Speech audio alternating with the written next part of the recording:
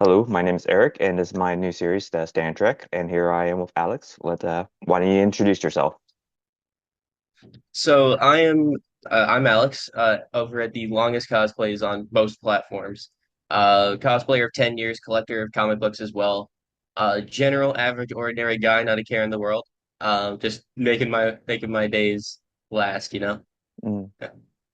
Why don't we start with first questions? What's the earliest memory of you getting into something nerdy?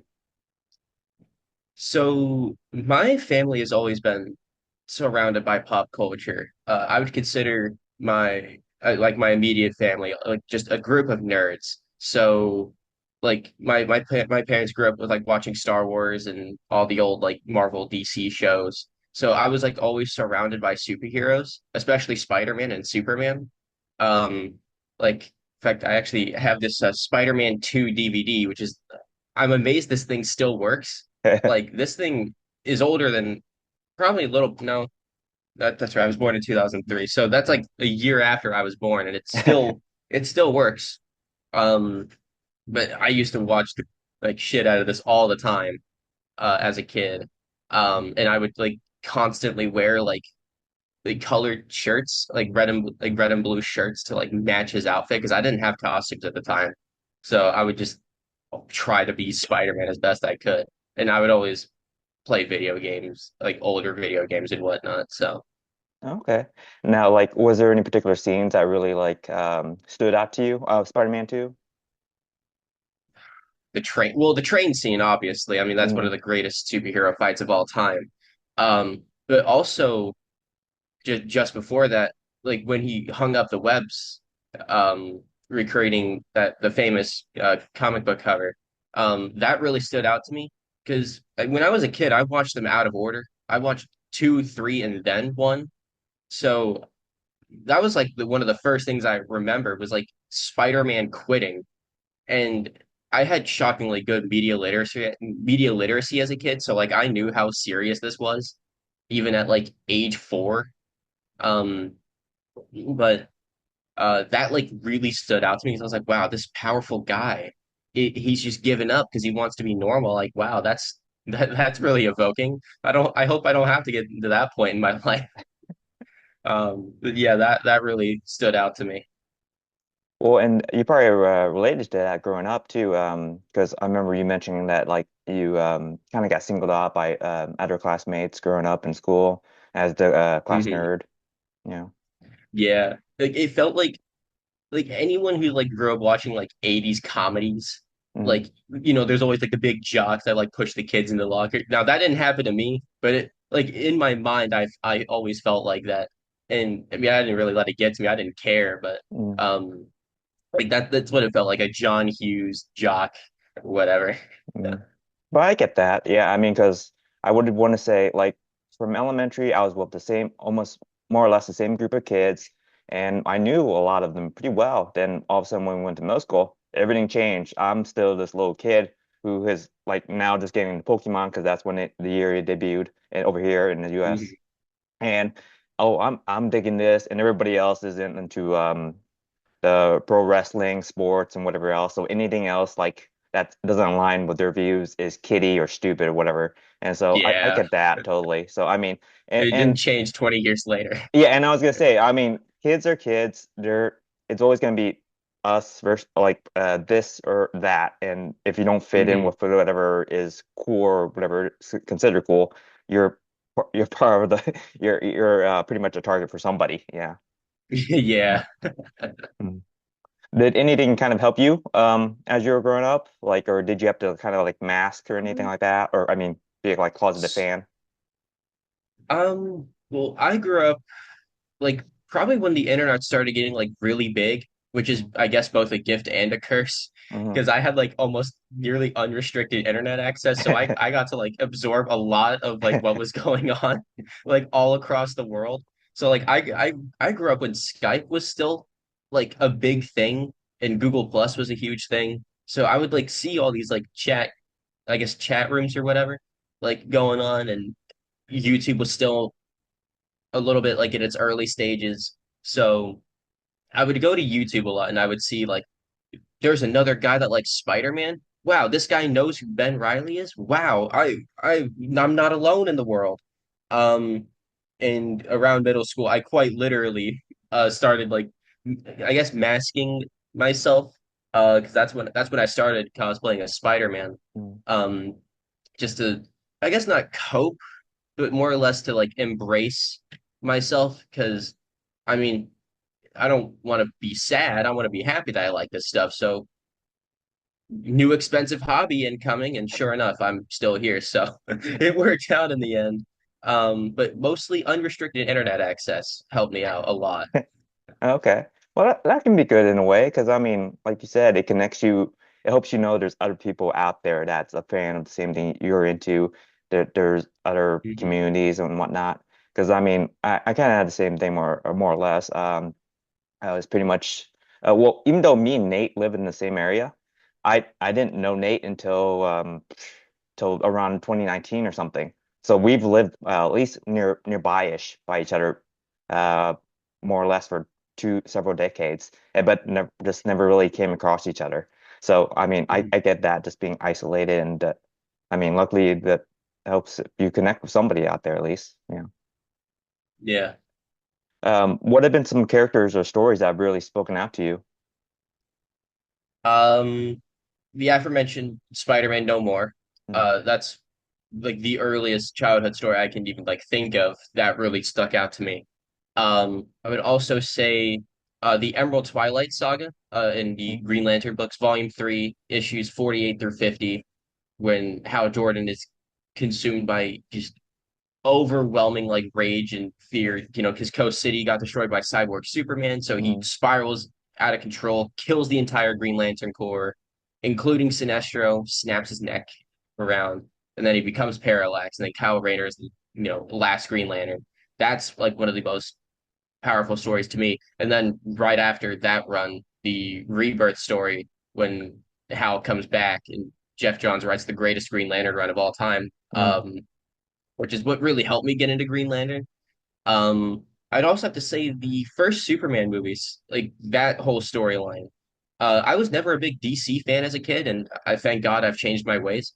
Um, but like just watching that whole movie like through, really like solidified like Superman is the coolest man alive, and he loves Lois so much he's willing to turn back time for her. And I'm like, mm. that's how I should be. Raise my morals after Superman. Like that really stuck out to me.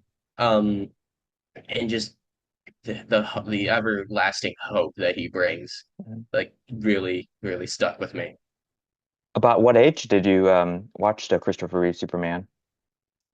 God, I had to have been like 5 years old the Oh, first really? time I saw Okay. it properly. Okay. I was young because I grew up watching the Adam West reruns of Mm, Batman 66, and then I saw bits and pieces of the George Reeves Superman show. mm, But like Christopher Reeve's Superman was the first thing I like fully sat down and like watched on my own. And I remember my family, we were taking a road trip to Myrtle Beach in South Carolina. And this was back when like you can buy those like little TVs that you can like put on the back seat of a car, like a mm, car seat. So um like me and my mother, we went to Walmart and we bought like the Superman 5 movie collection, but the first four and then Returns. I still have it on my shelf, but that like I remember like watching like specifically the first two back to back, and then like I got like halfway through three before we ended up getting there. Um, so like he's my Superman. Like I so much so that I own like the soundtracks on vinyl. nice. Yeah, I was gonna say like the Christopher Reeve Superman. One of the nice things about he does really well is just like sincerity and approachability. There's just really brings a groundedness to this character that's a lot of people can easily see as superhuman or God, which I mean I get there are he is God level like in some ways, but like at the heart of it, he's just a normal guy who just wants to help, Mhm. really. Just has a lot of empathy. Yeah, Mm, and that's what I find so endearing. I mean, this mm, he's like the Superman. He's got the bright colors, the undies on the outside, Mm, the yellow shield on the cape, mm, and the classic spit curl. I mean, you just can't go wrong. Like that is like Kurt Swan Superman come to mm, life.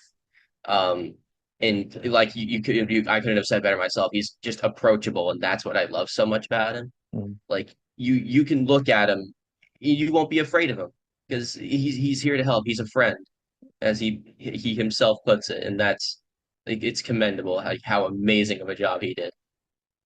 And I can see why you can also why he also would appeal to you because I also feel like he's one of the best cases of where like a superhero costume doesn't really work in real life, but it takes the person to really to make it kind of works in some cases. But yeah, like Christopher Reeve, just I don't know like to say exactly, but like he just makes it feel like second nature, I guess is what I'm trying to say.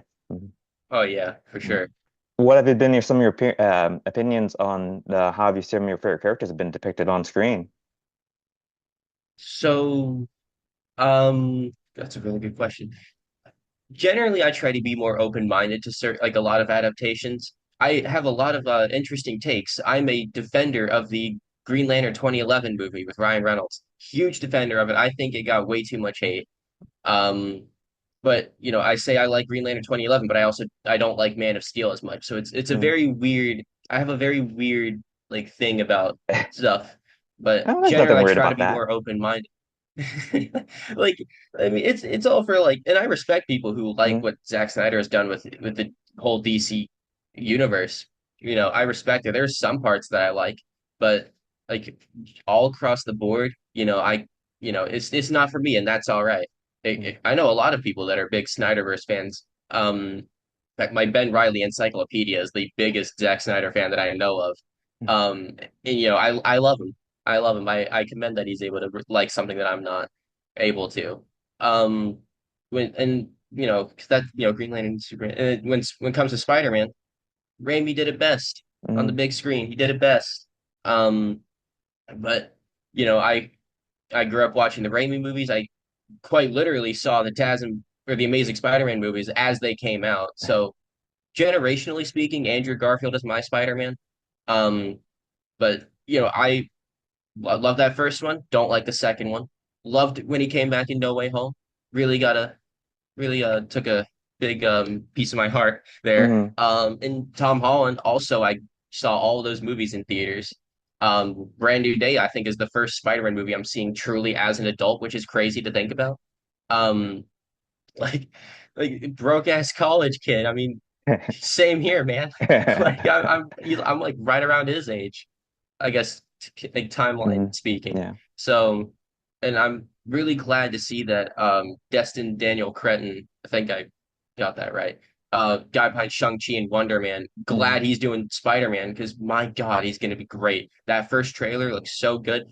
It's doing miles better than the home trilogy. mm. Um, even though those, it's supposed to be tonally different than what Spider-Man is just in the comics and from what I grew up with.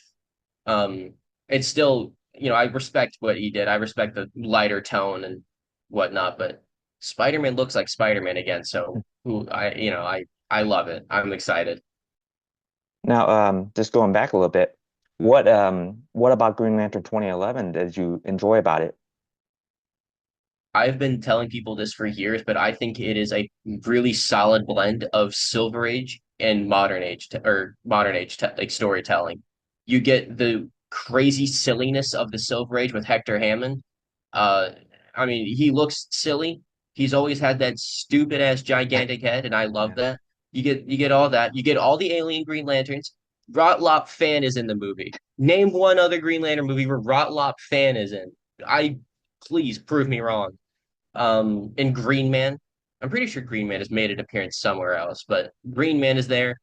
Tomar Ray, Killua, you get the whole nine yards, right? All the alien Green Lanterns and Ryan Reynolds, pretty good choice for Howard Jordan if I do say so myself. He did a great job of what he was given in Mark Strongest Sinestro, one of the greatest comic book movie castings I've ever seen. And I would have loved to see him don the yellow costume for more than 2 seconds on the big screen. I would have loved to see that. Because I mean, that's just like Jeff Johns Sinestro. Like that's like Jeff Johns' New 52 Sinestro. I guess New 52 came after that, but it still feels like this is what Sinestro is supposed to be, and I love that. And sure, Parallax, he could have been more than just a spooky cloud like Rise of the Silver Surfers Galactus Yeah. was, but I don't care. I mean, it's how the costume is cool. I don't care if it was CGI. That's Mm. what it would probably look like. Hi, Kitty. Okay. Yeah, I think unfortunately it just kind of suffers from one of the things where it's still kind of early in evolution of comic book movies where it's easier to kind of figure out the Blades and the X-Men and the Spider-Mans and Hmm. even Superman, but also supposed to Green Lantern has that outer space element that some Hmm. most filmmaker that unless you get the right filmmaker like James Gunn, which who had a better hand on the space opera of it, this opera-ness of it all.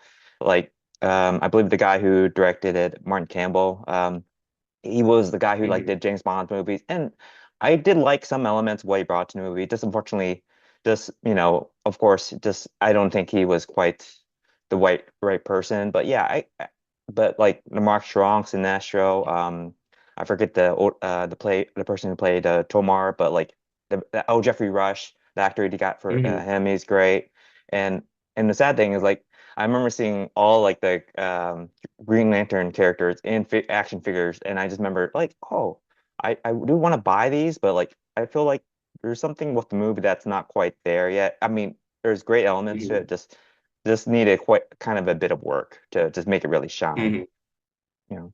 Yeah, like uh, I I sought out all the movie prequel Hmm. comics, and I didn't realize that the movie universe is canon to the CW's Arrowverse, Oh, is it? which Is that what they say? apparently it is, which is really funny because Hmm. like I take my collecting very seriously. Like Hmm. if I'm ever like recording my books, I usually like write all the information down in key significances. So I found that out like as I was like buying all of those, and I was like, so you're meaning to tell me that Stephen and Mel's Green Arrow exists in the same universe as Ryan Reynolds, Hal Jordan? Like that doesn't seem right to me. But Hmm. no, and I get what you're saying. Like Yeah. I know for a lot of people, it's in that very weird medium because this was supposed to start the I guess the DC universe, and then they just did Man of Steel because Green Lantern bombed so Mm. bad. Yeah. Um, which would have been amazing if it did, because like starting Mm. off the DC universe with the cosmic like space opera, I mean, that Yeah. would have been amazing. And you'd be right. James Gunn is doing as much as I praise that movie, James Gunn has a better understanding of what these characters are about. And I mean, Nathan Fillion's Guy Gardner, man, that is the way that he should be. Thank God. And I'm excited for the Lantern show, even though it's gotten some very controversial opinions online. I'm excited for it. I don't care. I'm just trying to trying to be a little positive on how things are. I'm willing to give a quite a bit of leeway because like I think like the same thing I thought Peacemaker and James Gunn on Superman like who's asking for a Peacemaker movie after watching the Suicide Squad movie and then Mhm. watching the show and then yes he's still this unlikable character but you understand why he's this unlikable character what shaped him you feel some even if you don't like him you feel some sympathy towards this guy and he does a great job of making his supporting cast um, have some nuance or depth like I remember Mhm. have you ever watched the Peacemaker show? Yeah, I, Oh. I rem- I caught up with season one right before season two dropped, and then I watched it like as it came out. Oh, okay. Because like there's like a little monologue that I forget his character name Economos where he has a little he actually explains why he has a dye beard the to his aliens because he's posing as an alien. And I just remember like just how kind of it made me tear up because like oh it's this guy who is just trying to look good because he feels like shit about himself and Mhm. it's just this little tiny moment in this tense situation just James put in and just like oh he can make a small character like him shine and then to go from Superman which I also had my reservations about because I James I he's a very good writer, but I also worry he can take things too far in some cases, or like to depict in a way that I don't really care for. But for Superman, it's funny to see him like, oh, say good gosh and stuff like that. Like he keeps this Yeah, the it was so whimsical. Mhm. Exactly, yeah. He keeps the element core to that character and doesn't make fun of it. It's just amazing. I think he has a really good handle, and I know it's under Damon Lindelof and other people who are working on Lanterns, but he still had to prove it. So I think there's going to be some core element that hopefully most Lantern fans will enjoy. Hmm. And like that trailer, like probably only showed like probably not even like 5 minutes from the first two episodes. Yeah. So they're obviously hiding a lot of stuff from us, and that's what a teaser's supposed to do. Hmm. Um, but I have faith that this will be a lot better than people are thinking it's going to be. And earlier, you mentioned a lot of your family just kind of getting you interested in your various fandoms. I was wondering if you could talk a little bit more about that. You mentioned you were wearing a Godzilla shirt. I was wondering if you could talk who got you to that. So yeah, like I said, my family is filled with a bunch of nerds, whether or not they like admit to it. My grandmother, obviously a child of the 50s, grew up with all that stuff. As a kid, I would sit down with her and she would turn on the Sunday Monster channel. I don't remember exactly what it was, but there's always the channels on Sundays that run like the classic monster movies, like, Dracula, Frankenstein, and a lot of the Japanese monster movies, Godzilla being the main one that I stuck with. The first one I saw is the 1956 version of the first one with Raymond Burr. Oh wow. Um, Great movie. The Japanese one is much better, and I highly recommend it. And if you could seek out the Italian version, it is very trippy, and I recommend it. Okay. Um, it's weird, man. It's weird. But yeah, Godzilla mainstay of my life. Grew up keeping up with all that stuff. My mother being a child of the because she was born in 79, so she's a child of the 80s.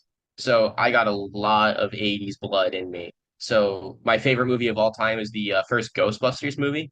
Probably shouldn't have seen that when I was 3 years old because there's a lot of inappropriate jokes, even though I couldn't understand it as a kid. They're smoking cigarettes and talking about sex or whatever. I'm like, and Ray Stantz gets it. There's an innuendo with a ghost in bed. And I'm like, wow. Yeah. As a kid, I was like, wow, this is the most amazing thing I've ever seen.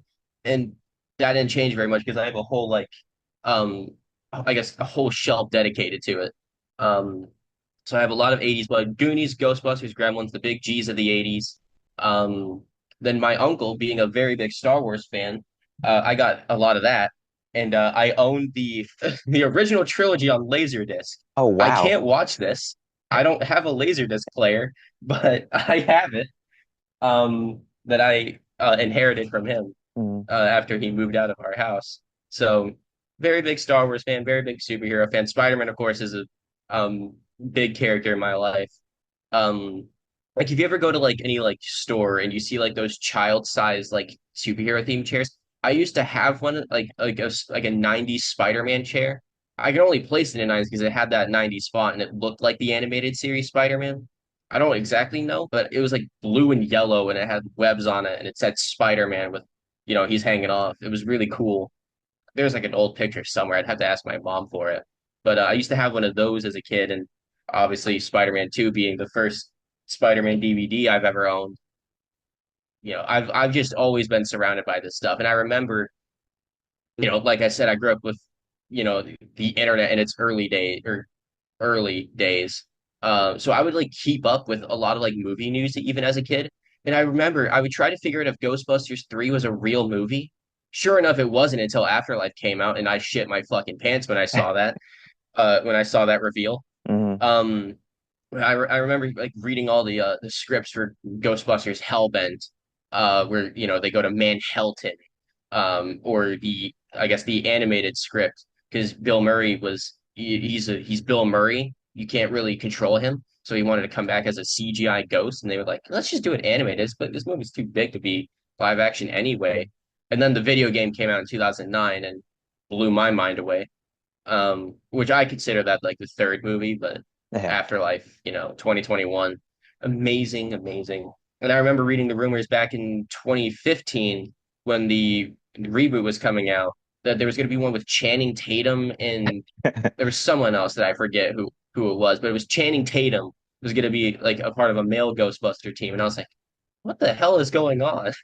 But I would keep up with all this stuff. I was on top of it as a kid, and that didn't change because I'm on top of a lot of things nowadays too. So we're all a bunch of nerds in this household. Did you ever go so far as back as to research like the kind of the production timeline or production rumors of the original the Green Lantern movie? So I think I did because I got into Green Lantern like 6 years ago. I'd Mm, say 6 years ago, because like I said, as a kid, I was stupid and didn't like DC as much. mm, Um, But since then, I have gone back like a little bit and seen like the behind the scenes of the CGI costume, and Jon Stewart was supposed to make a cameo in like the bar scene. I actually just recently learned that, and that I was like, wow, Jon Stewart was supposed to be here.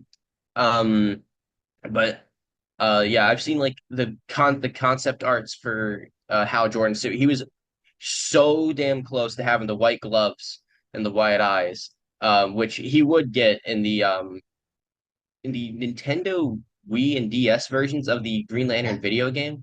At least I'm mm. pretty sure. I know the DS one's more specifically because I own it, but he has like the wide eyes in that game. But I've seen like bits and pieces of it here and there, and I've seen like the interviews with Jeff Johns, and I remember there's an interview on that movie with several of the comic book artists, and I remember that they admitted on camera that they really liked drawing Sora Naknatu, Sinestro's daughter, just because she Mm. was hot, which I thought was really funny. Yeah. I mean, I can't blame you, but Mm. that's a crazy thing to admit considering she's not in the movie. Yeah, yeah. Um, but I've gone back a little bit, and I Mm, probably should like try to fully see what was going on, mm. um, so I can argue with people on the internet about this. Um, Like even but earlier before yeah. the like he had anything like officially like a plan or a sign in terms of who they're gonna get direct and write the script or anything. I remember one of the earliest rumors that was flying around constantly was Jack Black being as Oh yeah, yeah, as sought Hal after for his Jordan. lead. And I remember me included because I was dumb at the time, assumed that rumor was gonna be true. And also who knows given kind of what studios do at the time. So, but yeah, I just remember that being one of the craziest He rumors he starting at the certainly would time. have been an interesting choice. Yeah. One of the thing is like if you look at like I mean obviously he's not the best physical candidate he wouldn't physically resemble him but like if you watch something like Jumanji and his other series movies he's a really good actor so I mean Oh yeah. I think in terms of the spirit or character I think he would really work well actually I would prefer to see him as Gnort or even someone else like yeah Oh yes, he would do such a good job as yeah Nor. Oh my yeah. God, yes. Mm. Oh, but yeah, like, do you still bond over with? Do you still like get to watch 80s movies or Godzilla's movies with your family members or play games? Oh yeah, for sure. Mm, Because my mother also got me into like a lot of the 80s slasher movies. Friday the mm, 13th, Nightmare on Elm Street, all of the above. Halloween being my personal favorite, and she's a child of Scream. mm, She saw those in high school, and I remember when Scream 5 came out. I think I was still in high school, maybe early college, if I remember correctly. When Scream 5 came out, and she took me to the theaters. I remember she made a Facebook post being like, I was around his age when I first saw Scream. And I was like, that wow, that really means a lot. And we saw me and my mother saw the recent Halloween trilogy all in theaters, which meant a lot to me personally because she got me into those, mm, and I really like those movies. Just I think they're great. Um, but I remember like towards the like when Halloween Ends came out, like in the credits and in the theaters, I got a little bit teary eyed just because like I'm sharing this moment with my mom, mm. and Oh, sweet. that means a lot to me. And I remember in 2014 when the second American Godzilla came out, um, leagues better than the one with Matthew Broderick. Even though I like that movie deep down, Oh, yeah.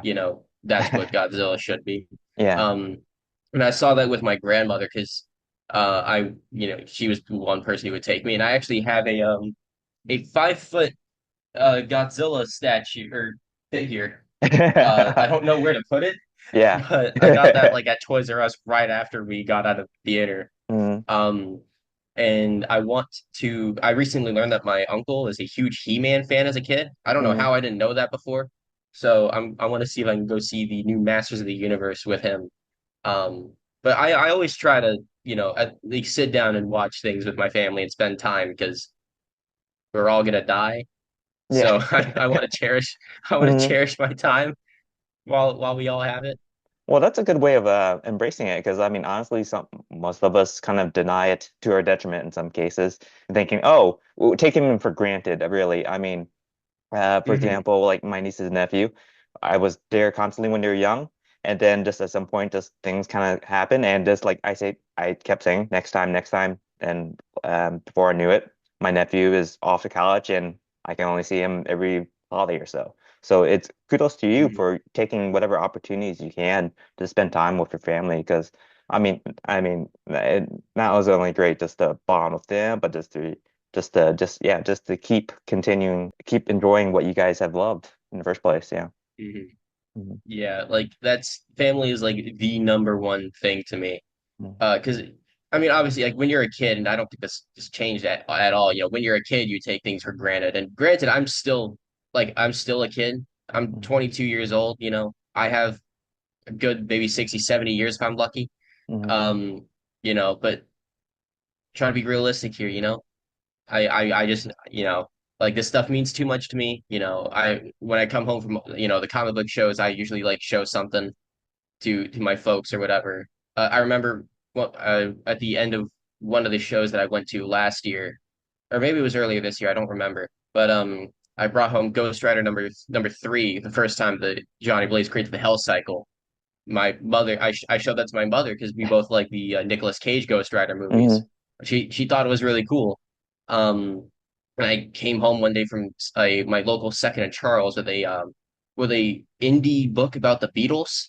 Mhm. So showed that Oh. to my grandmother because we both Mhm. really like the Beatles. Mhm. So like I'm even though neither of them are like into like the comic book stuff like I am, like they like to have like the movie surface knowledge, but my mother will usually ask me like comic book questions. Like just recently she thought the brand new day trailer was fake, so I had to be like, yes, mom, that's real. I stayed until 5 a.m. seeing all those 2-second clips Yeah. being dropped. Um, but I always try to, at least show bits of what I like, and they share what they like with me. So Mhm. it's important to me. Like that's something you can't take away from me, or else I'm nothing without them. Yeah. That's awesome because I mean, not everybody's so lucky to have a family that's reciprocal. Usually, like maybe if you're lucky, they'll listen to you talk about your interests. But then there are some who just, don't really listen so well or just don't even really try to connect with Mm. you in any kind of way. So that's awesome to do that. Um, and then since your family's geeky, what has your convention experience been like? So I started going to convent because I started cosplaying back in 2016. Didn't have a full suit until 2017, which was the Tobey Maguire wrestler suit, and Mm, I still have it in my closet, mm, in there, and I want to break it out because the 10 years that I've been doing this. But my mother actually helped me make it. We bought all the stuff that I needed. I already had red shoes for some reason. I think I just really like red shoes, but you know, we bought like a ski mask on Amazon, and then I took like a long sleeve red shirt that I had. And mind you, I was like 12, maybe 13 years old when I did this, but I the entire front. I sharpied the entire front. So that thing like smells very bad. And she like hand painted the back spider. I cut Wow. out like a stencil. Yeah. The logos are inaccurate to what they actually are because I Mm, was a stupid kid. yeah. And also those like assets weren't available to me at the Mm, time. But she helped me, make my first ever costume, and yeah. I was 12, so I couldn't drive. So Yeah. she would take me to like all the shows until I got a car. Mm, Um, and for the first, obviously, when you're a parent and you have a kid, you want to be around them all the time. So, she would like watch me buy comic books, or I guess she would buy them for me, mm, and see all the kind of stuff that I do. And then as I got like a little bit older, she would just kind of like sit in like a lobby area, and then I would like go to her with like a big ass stack of books. Be like, look, mom, I bought these, and she'd be like, that's great, honey. I'm proud of you. Um, and then like since then, my convention experience, um, I would either go with my brother or I would usually go with my brother, or if someone wanted to drive me, they would. And mass hysteria. My my poor wallet filled with wads of cash. My poor wallet, man, that thing cries every single time. And and in my bag, I carry my lists with me. Mm. It used to not be this thick. It used to be probably not even I don't know. It used to be way smaller than this. But like I would just be walking everywhere, taking photos with people. I remember at Heroes Con 2022, me and like 15 other Spider-Man cosplayers like stopped a floor for, I'm not joking, like probably 20 minutes just sitting there pointing at each other Of course. because like, people just kept asking us to like point. So we were all in this like big ass circle pointing at each other like a bunch of idiots. And eventually we were all like, okay, we need to like stop because we were blocking like several like artist booths. So it was really funny. But that's the place where I spend, the most time with, friends and family members I don't get to see very often. Um, but it's usually spent with me taking photos with people, buying books recklessly, um, and just having fun. Having fun. That's the main thing. That's awesome. And I feel like you're being too harsh with yourself, calling yourself stupid or whatever. Because I mean, you're a kid. No, there's no easy guide, there's no accessible guide to how to be geek or nor to cosplay especially. And even cosplay, that's I mean, what it's Mhm. more cosplay is more whatever works, whatever you have on your hand. And I mean, I think with the way how you approach things and your thoughtfulness and consideration really speaks to a lot to your maturity. So, I mean, give yourself some credit. But I was gonna say, like, have you, what creators have you gotten to meet, or what experiences have you gotten to enjoy from the conventions as well? So that's a great question because I remember I told you I got to meet Mm, Dan Jurgens. I've met him a few times now. I think mm, twice now I've met him. mm, I had like a random Spider-Man book signed, or no, I had a random Superman book signed by him. I think it was one issued 126 of the second volume. And then I met him last year at Heroes Con dressed as Superman, and I got him to sign 123, the first appearance of Electric Blue Superman. mm, And I have that double signed with Ron Friends. I didn't get to meet Ron Friends. I mm, That book was given to me signed already, but that was mm. really cool. I've been lucky enough to meet Daryl Banks on multiple occasions. I think since 2022 onward, I've gotten to sit and chat with him for a while to the point where like he knows who I am now. Like he recognizes me as soon as I'm walking up. And I remember HeroesCon 2025. Um, I walked up to him as Superman. And he was like, you don't usually do Superman. I'm like, yeah, I'm usually Spider-Man or Green Lantern. And he was like, you rock that, man. Like, you look good. And I was like, holy shit, Daryl Yeah, Banks is telling me that I look good as Superman. Like, this is surreal. yeah. I've gotten to meet Joe Staten, did a lot of the like 80s Green Lantern stuff. Mm, And Alex, I don't know how to pronounce it, like Saviuk or something. mm. He did a lot of like Spider-Man art and he did some Green Lantern stuff during the Green Lantern Green Arrow time frame. I've also, indirectly met people like Terry Kavanagh, who's just a really nice man. I've met Mark Bagley a few times. He's kind of an asshole, but we still love him. Um, so I've met those guys. And I'm forgetting who else, but I met some people who worked on a couple of Ghost Rider books. Rick Leonardi, great artist. I have a bunch of the 2099 books signed. I think, yeah, ASM 365, I believe. First appearance signed, and then I have the 2099 number one signed. I think I have like issues 1 through 5 now. Um, very, very nice, kind of soft spoken man. Very tall. I'm 6'1", Yeah. just for context. This guy's like 6'3", 6'4". He Oh, he okay. like towered me. Like it was weird. And I met him dressed as Spider-Man 2099. And I designed a pattern that like was as close to his art as I could possibly get it. It took me like a month and a half to do it. I was studying. probably way harder than I've ever studied in anything for school.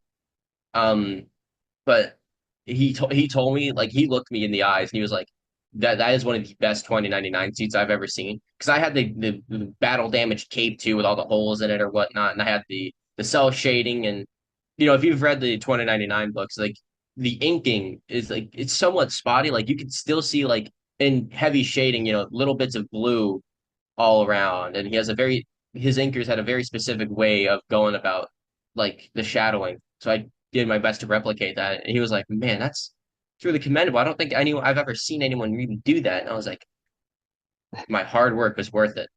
Um, but yeah, I've also just gotten to hear a lot of stories about, my dad meeting Jim Steranko, Oh, and Jim nice. Starlin, and like he's like a badass. He just knows everybody somehow. So Hmm. I've heard like a lot of stories. So in a way, I've kind of met other people through him. So I've been very lucky to have met so many creators, and I'm hoping to meet more this Heroes Con. Um, so I could spend more money recklessly. Who's currently on your list at Heroes Con? So currently, Darrow Banks, Dan Jurgens. Mm, I want to finally meet Ron Friends and Tom DeFalco, get them to mm. sign some of my 2099s and like an issue of Spider Girl that I have.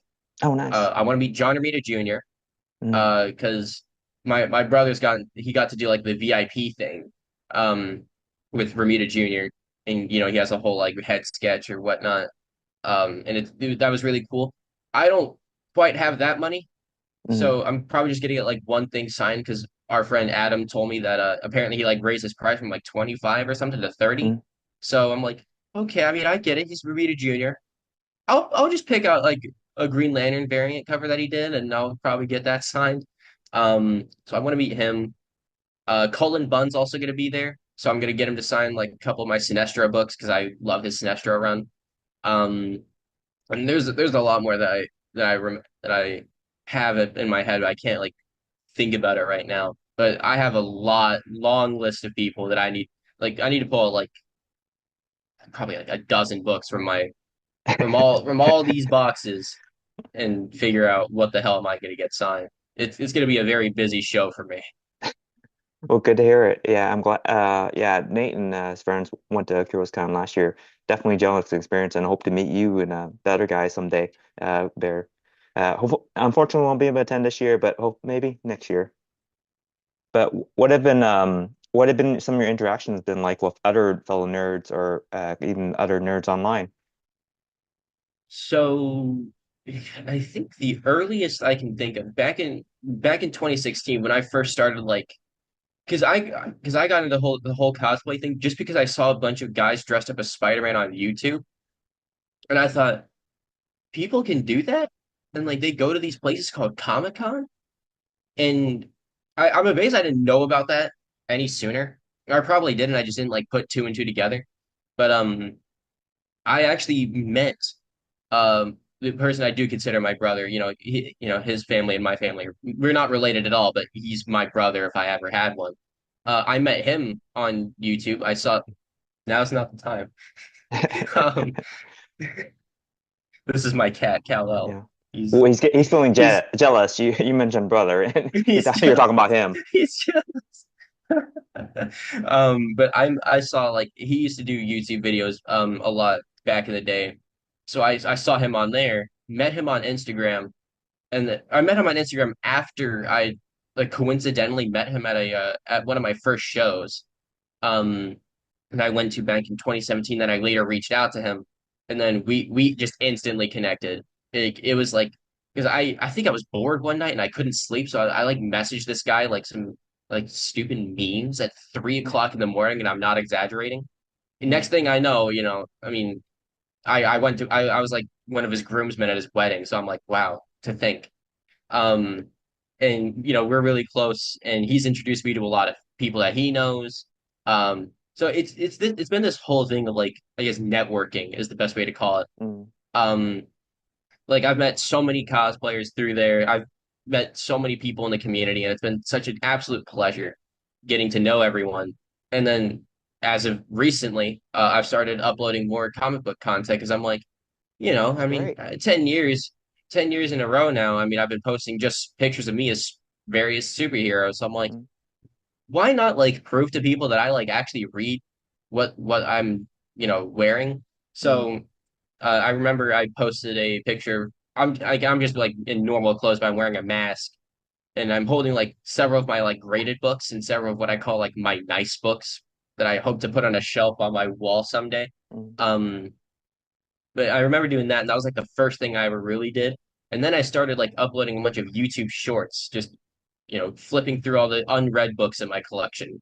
Because I mean, I'm sure you know this. I mean, we're collectors. We have a bunch of shit in our collection that we just haven't read yet, and mm, it piles up. So I started doing this thing where I take all the books that I haven't read, and I go through and I read them, and I record a short video, and then I sit down and actually read them, and it's fun. So I started doing that, and then I realized, because Nate, it was a very funny thing.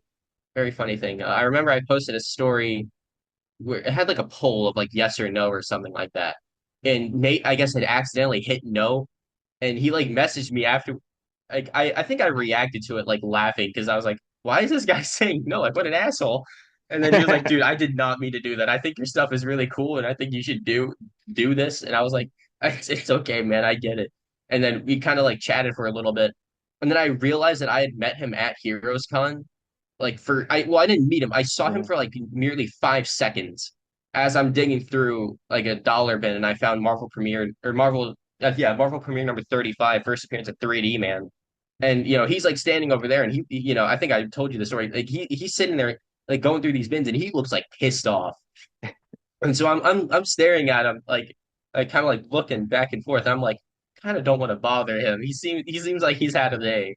So I got and obviously through Nate I've met you guys, and it's been an absolute pleasure getting into this community because it's been such a nice like refresher for me because I'm in a community that's primarily dominated by middle-aged men, and I'm 22 years old collecting mm, like Silver Age and Bronze Age books. So it's like, not that I expected anyone to be mean to me, but it was like, oh wow, like this is like overwhelming kindness. Like watching all these shows. The Tuesday shows are always fun. I'm on the rival streams with Nate, and Rich on Friday nights. And then, I watch all the stuff that you do, Rich does, Johnny does. Everyone's just been so nice to me, and it's been like it's again networking. Like I'm starting to like talk to other people now, um, and it's been really nice. Matter of fact, I remember Nate has sent me an AOK, and Johnny also sent me First Iron Spider, which was really cool. He didn't have to do that, but again, just everyone in this community is so kind, and I think I have a couple of books that I need to send out to a couple of people too. So oh, that's nice. it's been so nice, and I'm so grateful for this community and everyone in it. Yeah, I mean, I think it just yeah, I mean, yeah, don't worry about Nate. We can have our cranky moments, but we're lovable cranks, I want to say. Yeah. But yeah, he's a great guy. But yeah, like I think unfortunately sometimes this kind of hobby can be solitary because sometimes we just don't meet fellow nerds on Wild or don't connect with them for whatever reason.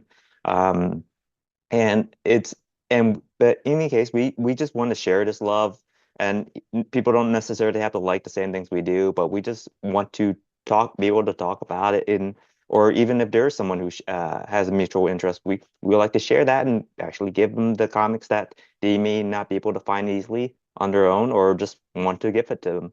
I mean, I'm going to be sending a package out to Rich sometime soon. But yeah, I mean, I totally get that. Just wanting to just I mean, and not to mention, it's also, I mean, comic book can be a niche hobby, and then for you to be into silver bonds, I mean, not many people are always into something that's older than they are. Mhm.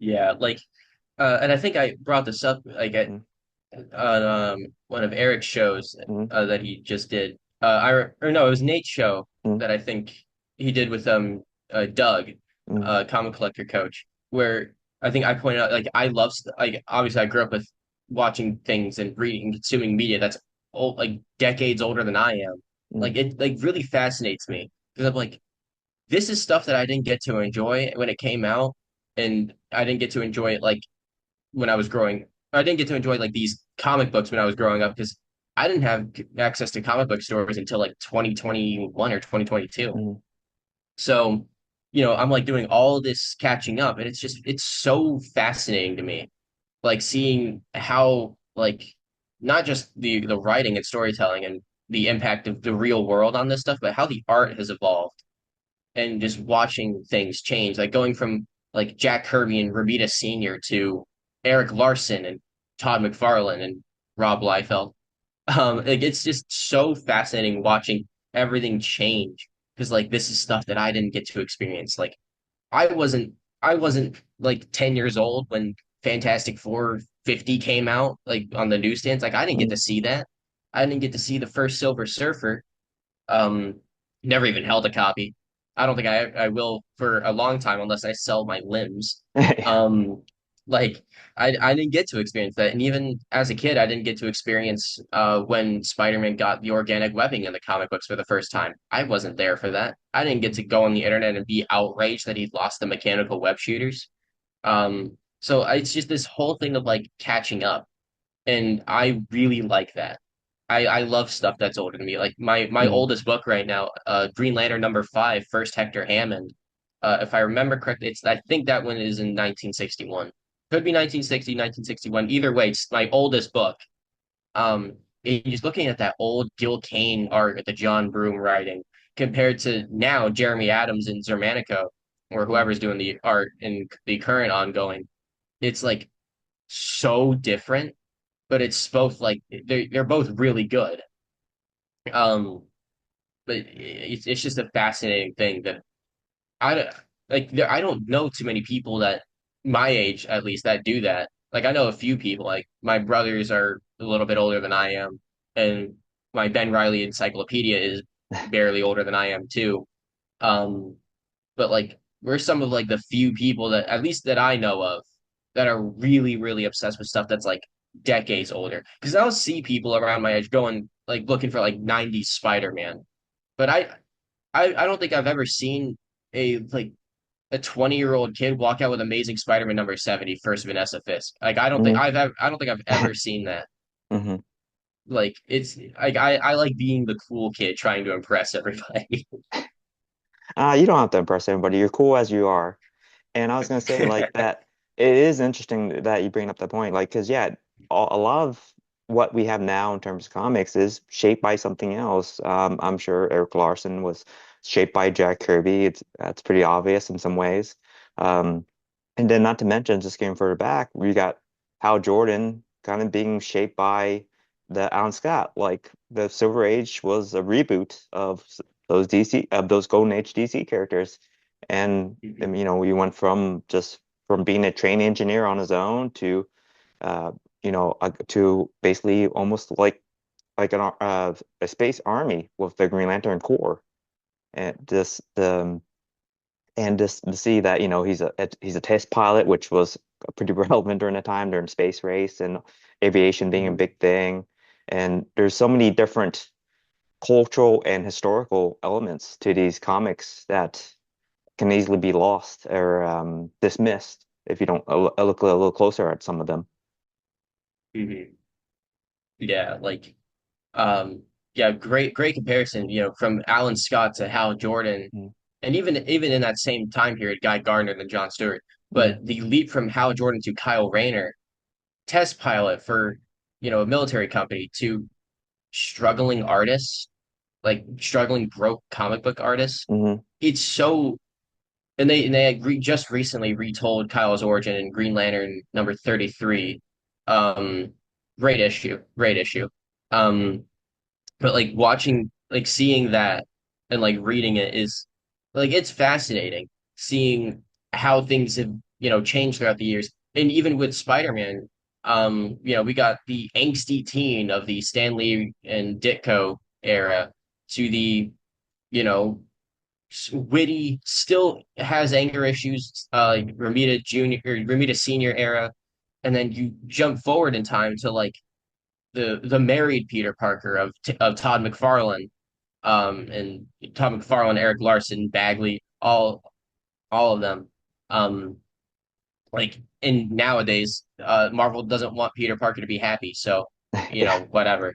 Um, but it's still like fascinating, like watching everything just change over the years and getting to read that. Because I mean, people grow up with these characters. I mean, these guys are going to stay for the rest of our lives. So, the story's got to change and, they got to keep relevant to the times or else people just aren't going to be that happy with it. Yeah, it is kind of interesting when you compare like Spider-Man and Superman, where that Spider-Man was always kind of the more relatable character-wise and more consistently written well than Superman could be. And then, all of a sudden you have Superman getting married, and then Spider-Man's the one who's getting divorced, and then just having different varying love interests depending on the writer. Yeah. Sorry. Oh, no No. worries. But how have your interests impacted you as a person overall? Well, I definitely wouldn't be the same person Mm, I am now had I not encountered superheroes at all or mm, as soon as I did. Um, like you brought up a point, mm, I relate a lot to Tobey Maguire's Spider-Man.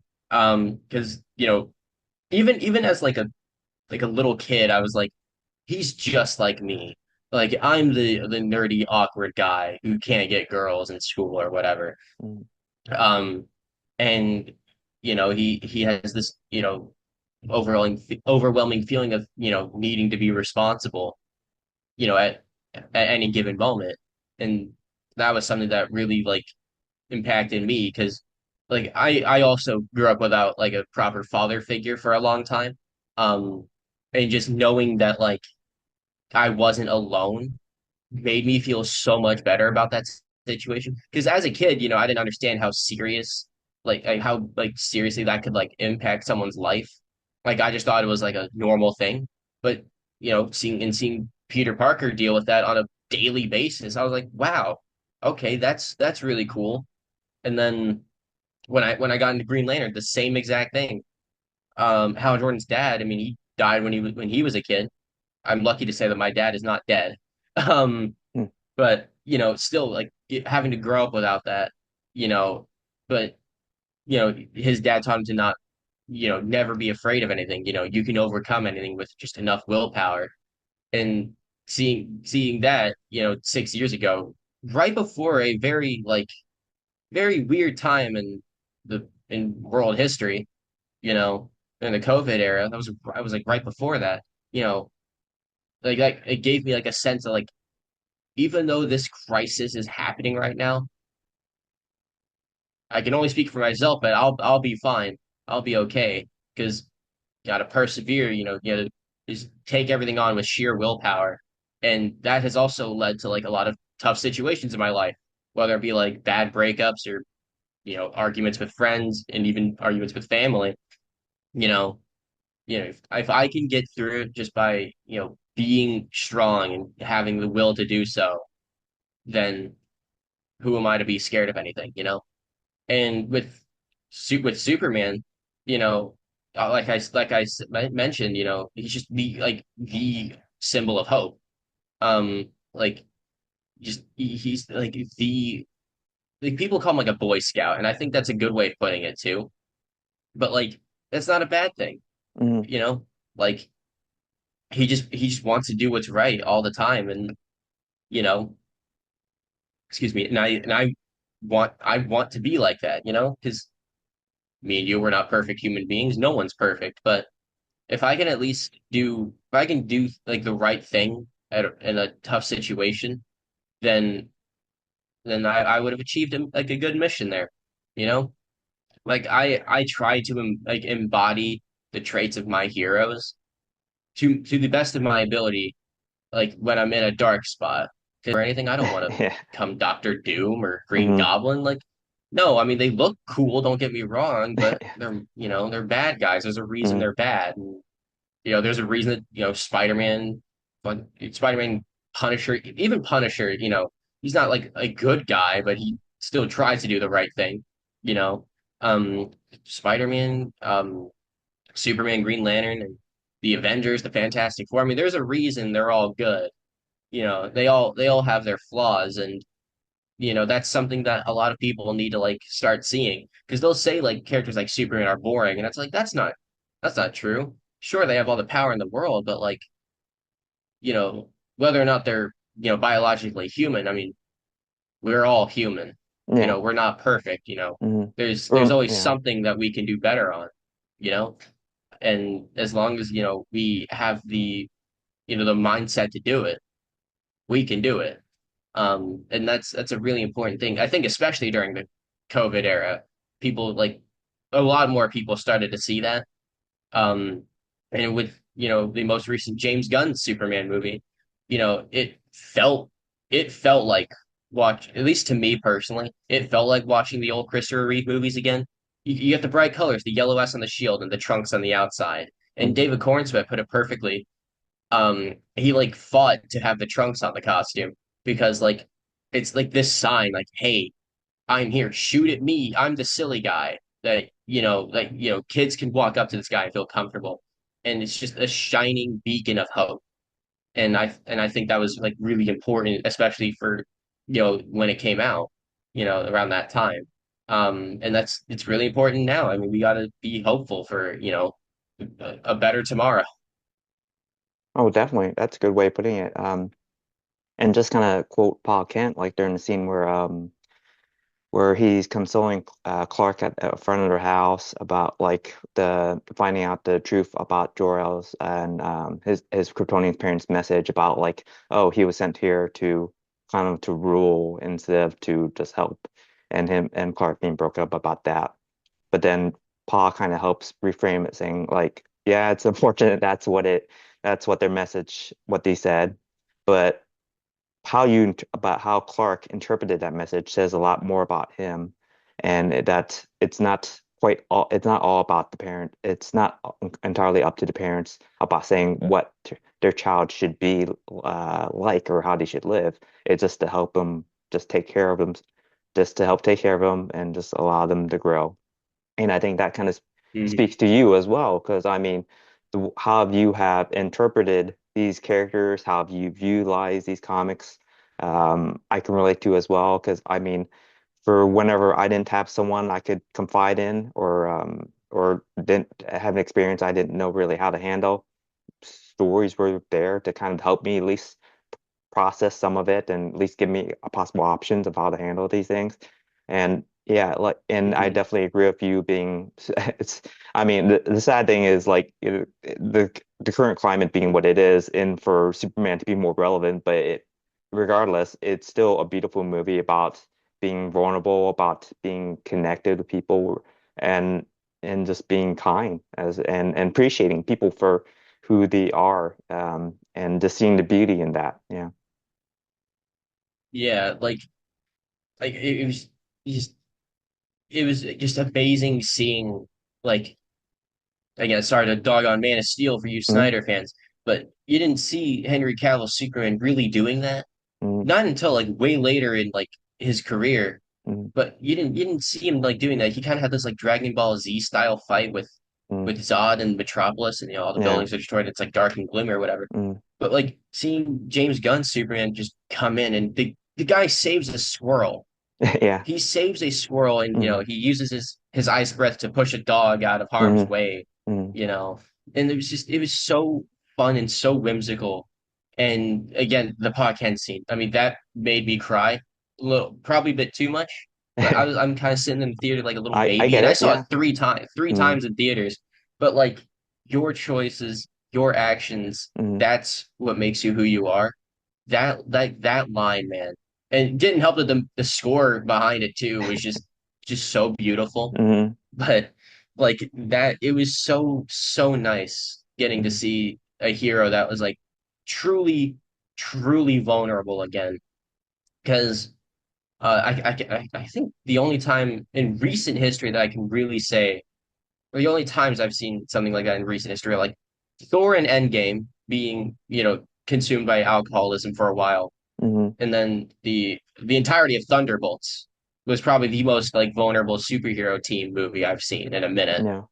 Like, and then going from those to James Gunn's Superman, I was like, we're in a new we are in a new era of superhero movies where they're gonna start like appreciating this stuff more.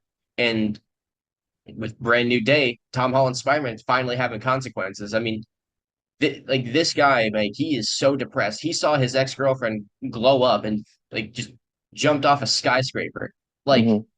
that's so like people can interpret that in any way they want, but like it hits hard for people, because he's trying so hard to move on, but like his friends keep coming back in his life. I'm assuming they live pretty close to each other, and he's all over the news and you can see it in like MJ's eyes, like she knows who Spider-Man is, but she can't put like a name to his like mask, and it hits hard. Like there's so many deeper themes in these movies again, and I think that's really special because kids are going to grow up. A whole new generation of kids are growing up with James Gunn's Superman being the first thing they see. And there's like this viral video of like this dad showing like his kid, like James Gunn's Superman. I can't sit through that without like shedding a tear in my eye because I'm like, that's what I want to introduce my kids to. The Superman and the Spider-Man of both my time and the, around, their age. 10 hopefully 10 years down the line, but it's still like this is what these characters are and this is what they should be, and this is why they've stood the test of time for 80, 60 years, and it's really powerful to see that come back. Exactly, because yeah, that's what James Gunn really impressed me by, just the amazing weaving of so many different elements of this film. He incorporated so many different characters without feeling we had to watch a bunch of different prequels or whatever to just be able to understand all these characters. Uh, he w- it had, I mean, it had whimsy, it had serious moments where that poor food truck guy, Molly, got shot right in the head. Um, there's a freaking border conflict that's involved. We even get to see how Superman has e- like it can be easily with a character like Superman, you can easily just use him as someone who's a nagging lecturer and and telling you to do what the right thing is. But he did it but in this Superman, he showed by example, and that's why he and pretty much that's how he got the Guy Gardner and the rest of the Justice Gang to help stand in for him and for that border conflict when he wasn't being available.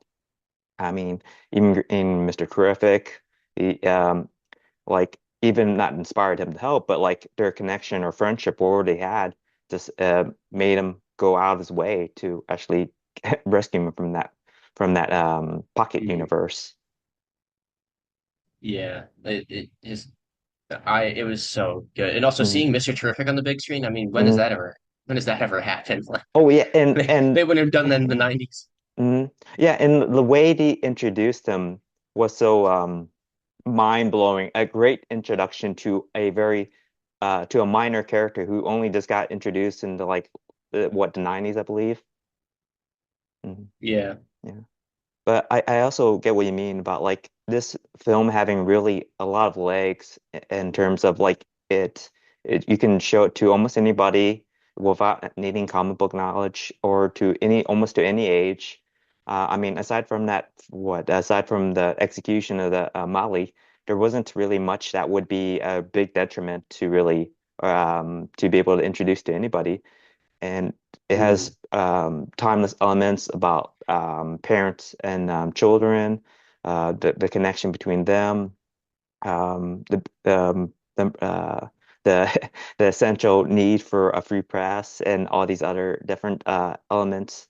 Um, and it's even a healthy relationship showing like between Clark and Lois. Yeah, it's not perfect. Nobody has a guidebook in knowing how to handle and further a relationship, and but it shows them like just constantly trying to work it out, trying to understand each other's side, and just being there for each other when it's needed. Mhm. Yeah. Yeah. No, guidebooks on life don't exist. So Mm, like it's really important that like like like superhero movies like do this kind of stuff because like all throughout the actually, you know what? Let me give a better example. Fantastic Four First Steps. I mean, Hmm. we didn't really get to see the relationship between Reed and Sue with um the previous iteration, which I like to think doesn't exist. It makes me Hmm. feel better about the reality of today's world. But like for Fantastic Four First Steps, I mean, Pedro Pascal and Vanessa Kirby is Reed and Sue. Like they're not perfect. She yells at him all the time in that Hmm. movie, but they still like they work things out, and everything is okay. You know, because you know Franklin Richards is born in a very tense moment, which is a beautiful scene. But like you see this like this perfect imperfect marriage Hmm. between two of like Marvel's most famous characters. And we kind of got to see that with the Tim Story Fantastic Four movies from '05 and '07. You know, that like imperfect relationship. I mean, they didn't get married until I mean the whole Rise of the Silver Surfer's plot was they just want to get married, but they can't. You know, because you know, Reed is so focused on like his duty as a superhero to protect the world or whatever. And she's all like, I just want to have a normal wedding, man. And and you see that again with First Steps. You know, they're just trying to raise a kid. All of a sudden, Shala Ball comes out and she's like, "Hey, your planet's gonna, you're all gonna die." Yeah. And they're like, "Hold on, what?" And then Reed's sitting here trying to teleport the Earth, Hmm. which realistically, like, I don't think that would work over so well. Even though he's Yeah. like the smartest man alive, you got to account for the tides. Like Yeah. you're still gonna screw over everybody. Hmm. But you know, Hmm. he's so consumed by that and trying to be a good dad, which really, really, that was really powerful. With the fact that he's still trying to be a good dad during all that, and he knows he's not perfect, and he's trying his best, and you see them rekindle a little bit, and it was just so it was so beautiful, and I'm glad that stuff like that's happening. And then like David Cornsweet and Rachel Brosnahan's Clark and Lois. I mean, I don't think I've seen a Lois and Clark relationship done that good since the Tyler Hoechlin Superman and Lois Oh show. yeah. Definitely Like agree. like and like I mean that's also just like a great adaptation of like the Tomasi era Superman. Hmm. He's a dad, you know, and he's trying his best to be there for his kids and Lois. But like it's amazing Superman. Highly recommend that series. But seeing Clark just trying to get like he's trying to get around the difficulties of life, of real human life. And I mean, again, I relate to that so heavy. I mean, I suck with women. I get how hard it is, you know, trying to, you know, do the right thing for a girl, especially on a 3 month anniversary. I mean, Hmm. it's a small amount, but you know, he's treating it like it's a really special occasion. And as someone who's done that myself, you know, I'm like, this guy's making breakfast food for a girl that he's only been seeing 3 months. I would do the exact same thing, and I have done the exact same thing. So I'm like, man, that's beautiful, man. Like Hmm. we are so back. But what have been some of your nerdy goals or bucket list items in general? Ooh. Um, I a lot of my bucket list goals are probably not going to happen for the next like 20, 40 years. Hmm. But the one that I can see happening, the ones that I can see happening relatively sooner. I want to try to fill in all of my Green Lantern, all of the every Green Lantern book from 2005 to present time. I've been working on that slowly, because I finished the volume 4 and volume 5, up to New 52. I have some holes between 2016 and 2022, I think. I have some holes there, some big, big holes I need to fill there. Um, for all like the mainline stuff, including like a little bit of a couple of spin-off books, trying to finish off the Sinestro, Larfleeze, and Red Lanterns runs from the New 52. Hmm. So I think I'll be able to do that within the next 5 years or so. I would also really like to have a good like cosplayer friendly replica of Tobey Maguire's first proper Spider-Man suit in Nice. 2002. Um, yeah, because you see, I've seen all these like high end like $600 replicas. They have like the proper urethane webbing and the correct shape of the boots or whatever. But like I'm an active person in those things. Like it's gonna get torn up like within five Yeah. minutes of me wearing it outside. So like, I'm trying to have like a more friendly, like environmentally friendly suit, that won't tear up in 5 seconds of me wearing it. So I want to have like a really, really good one of those within the next couple of years or so. Mm, I have like two in my closet, but there's always room to improve. Um, and I would also like to own all of the first appearances of like Spider-Man Peter Parker's most iconic costumes. mhm, Or I guess most of the costumes in general. I was very close to owning the first, I guess, a basic Spider-Man 252. I was so close to having it, but I saw my brother was also looking for it, and I was like, he would probably appreciate this more than I would right now, so mm, I let him get it, let him steal it. But I want ASM 252, Secret Wars 8. That one's gonna be tough. Um, First Bagman, the rest of the Spider Armor appearances, mhm, and list goes on. But I want to own all the good, like all the Spider-Man costumes. Um, and the big, big one, I want Green Lantern number 7, first Sinestro. I actually oh have yeah. like on my list, I have like prices written down for like Mm, different grades and like what I would be okay paying with. Like the highest I'd pay for it is like $440, which would be like where a 4.0 lies mm, currently. Um, but like those are some of my big bucket list goals right now. There is way more, but like again, not for like 20, 40 years. By that time I'd have like a tower of boxes that I would have to take like a week out of my life to reorganize, but mm. you know. But you really got a good head on your shoulders to kind of just wouldn't be so methodical about catalog how you catalog these comics and the information regarding it to just having a really good just general plan for how you be going about collecting these comics. Have you always been like this growing up as well? Like just methodical? Uh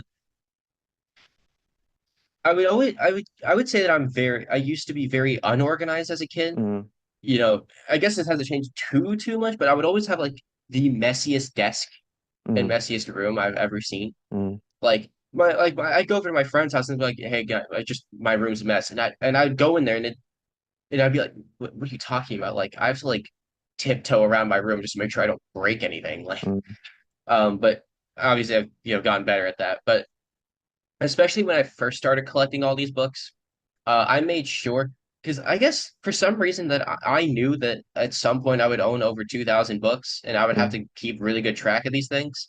mm, So I've made lists both on I have physical lists here of all the stuff that I need to pick up, and then I have a digital list of everything that I own, and I need to go back and redo it just to make sure that I have everything correct. Um, but and like I said, I always I write on the backs of the boards, just of all the stuff, like all the key things about it, the issue, volume number, publisher, date, and then where I got it and how much I got it for, if I paid for it, because like these are stories, mm, not just literal stories, but like how you got these books. Like there's always like some kind of story behind it. Whether it's like I just felt like going to half price books and digging through some boxes or whatever. You know, it's something as simple as that to like, oh yeah, like Stan Lee gave me this X-Men number one, or there's always some kind of story there, and it's always really cool knowing that, like, yeah, even if it's like as insignificant as like you just felt like going to the store one day, or you're talking with your LCS, like LCS's owner, and he's giving you like recommendations. There's always something behind these, so I like to make sure that I write these down because again, I'm still young and trying to develop my brain more. I only have mm, 3 years of brain development left, and yeah. I gotta log all these things, both physically and digitally, so that I can recall the stories of how I got these. And now I've started sharing those stories online, so I now have video catalog of some of the stories that I have. Thank God, because I'm terrible at reciting my own self. Mm, Um, so I like making sure. at least with the collect like my comic book collection and my vinyls and my VHS tapes. I actually have a couple of my VCR sitting on my bed that I need to fix up. You know, I try to make sure that I get. In fact, you know what? Actually, because I have that 3D Man issue where I Hmm. saw Nate at Heroes Con. I had this Hmm. sitting out for a short that I recorded. But like, yeah, Marvel Premiere Volume 1, number 35, April 1977, got it at Heroes Con for $1. $1. Nice. Um, and that's how I remember that I saw Mm. Nate standing like 2 feet away from me looking angry. You know, like it's stuff like that that helps me like remember and cherish these stories. Because like I said, my dad's a badass. He, Mm. you know, we sit on his deck, he smokes his cigars, and he's telling me about experience he's had with, you know, Steranko and how Mm. cool he is, and you know, they have this shared love of music Mm. or whatever. And I'm like, man, I really want to do that someday with my kid. And so that's, you know, he taught me everything that I know, and sometimes I'm teaching him stuff too. So it's like, you know, the Padawan teaches the master, I guess is the Yeah. better way to put it. You Mm. know, Well, I wouldn't say. I mean, sure, me and Nate and other guys do have some experiences and other stuff that you may not have. But I would say we also like just hearing from different perspectives as well. Even if you're new or more experienced in fandom. But I think it's also great that you catalog these details, these stories behind your collection, because especially as you get older, memory fades or just doesn't work as well. So it definitely helps to just recall what makes it so special. Because yes, the comics themselves are great alone and have these great memories behind them. But like sometimes, yeah, oh, just remembering that you had a nice walk to the store to get it, or that I have a few, and so I have one short box that's or sorry, two short boxes that holds the most important comics to me. That these are the boxes that if there's a fire and if I can reach them, those are the two I'm taking out. And yes, there are some nice fancy comics where like first appearance of Cassandra came back or whatever. But there are comics of like the first like some of the issues that Nate has given me or other people I've get to meet over the years, or even the ones that I have um I've gotten because my dad bought them for me because when he took me out to a comic shop. So I have those kind of comics that are just personally meaningful to me. So I like that you also just have appreciation for that because I mean this because as like Nate and Doug, the comic collector coach, kind of talked about under pan on collecting on like comic collecting and mental health.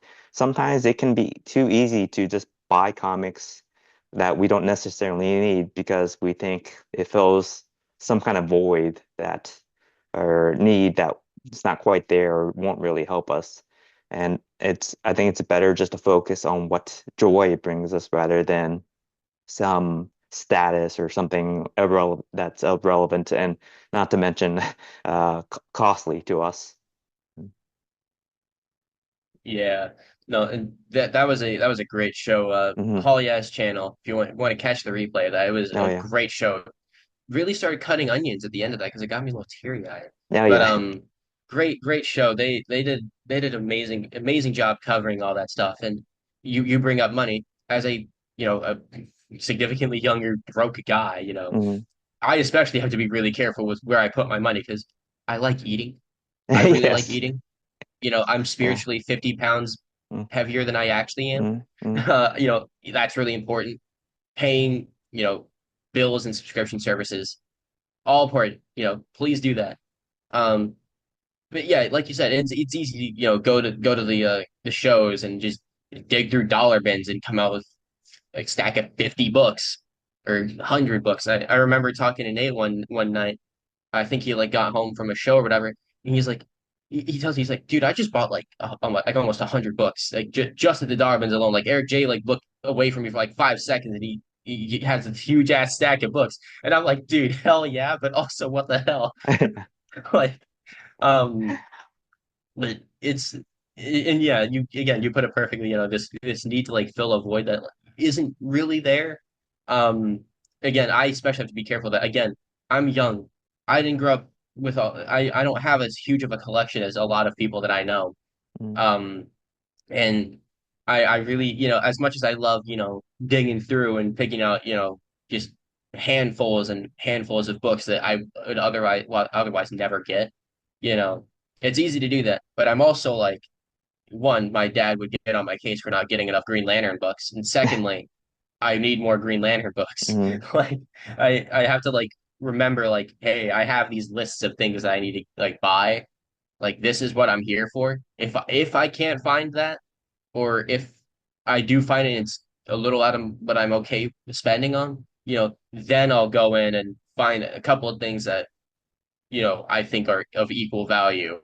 Um, but yeah, like it's a really good thing to like, watch out for that kind of stuff, and to have a specific dedicated place to have all of, like, the books you cherish the most in one spot, to get, because that's what I wanted. I have a whole thing of books on my shelf that I want to buy, like one of those like shelves you can nail into the wall, but it has like a lip on the end, mm, like kind of like what you see on the walls at shows. I want to have like one of those, but like for my back corner, so I can have them like displayed for YouTube videos, and it's like mm.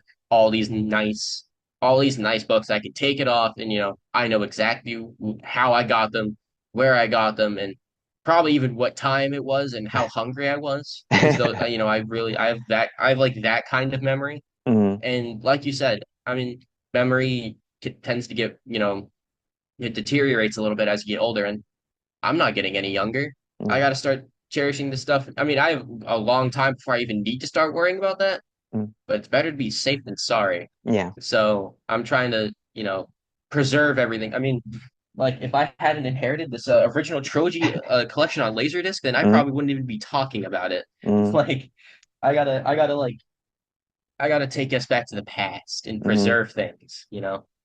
That's my mission, preservation. mm. But yeah, is there any final words you want to share? And why don't you share also where we can find you at and anything else you want to promote? So my biggest piece of advice: don't take any shit from anybody. Love what you love, do what you want to do with your life.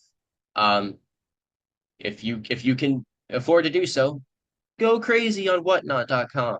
Go crazy. Spend your money on heritage. Go to my comic shop, or go to your local comic book store and bless the owner with all of your money if you can afford to do so. If you ever want to talk about comic books or just anything with me, I like to think I'm a pretty approachable guy and I know some stuff. Or if you want to see me wearing silly superhero costumes, you can find me on Instagram at the longest cosplays, with periods between each word. You can find me on YouTube over at the longest cosplays, no periods in the username. Um, I'm usually pretty active on Instagram. 9 times out of 10, I respond like just like that if I'm not doing anything. Um, like again, I'm spiritually 40 years old, so you can have a conversation with me, and it'll feel like we're talking, man to man.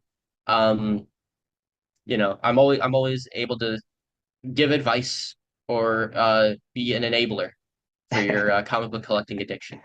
I'm always here if you need me. Mm. Well, thank you for those lovely words. And thank you for being a wonderful guest. It's been awesome getting to know you. And seriously, people, check him out. He's a great guy. I've just gotten to meet him just a few weeks ago, but I consider him a very good nerd friend now. But yeah, thanks for watching and hope No, you have a nice day. This has been a Himbo production. Thank you for watching. Good day.